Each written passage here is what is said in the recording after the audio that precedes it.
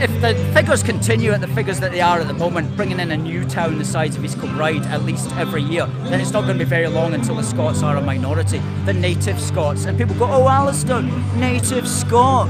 What do you mean by that? Well, obviously we have to define what we mean by that, and I would define it as somebody who can trace their heritage, which is to say their grandparents, back to the pre-First World War, back when Scotland looked like Scotland had looked like for thousands of years.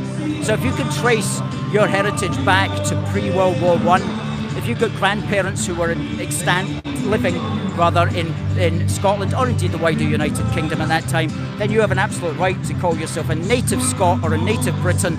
You might be a full native Scot, such as myself, or perhaps you'll have partial ancestry, but you'll have native Scottish ancestry in some way, a percentage perhaps. But most of us here today are native Scots, 100%. We can trace our grandparents back to 1914 when war broke out, and the very next day, and that's why we trace it back to prior to World War I, because so many of our ancestors perished in World War I.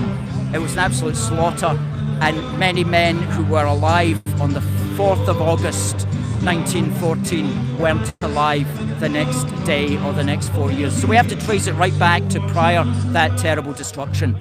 But that was anyway back when we looked very much like many of us do today. And it was after that period, after the wars, that Britain really started to change demographically. So when we say native Scot or indigenous Scot, I think it's important to be able to clarify what that is. And it's important because you can't talk about immigration without talking about those key elements of what is a Scot. Yeah. And my definition is actually quite liberal in that, you know, if you're half and half, you're still 50% native Scot. Yeah. You can't deny that, you know. So in that sense, it covers all the bases. Why do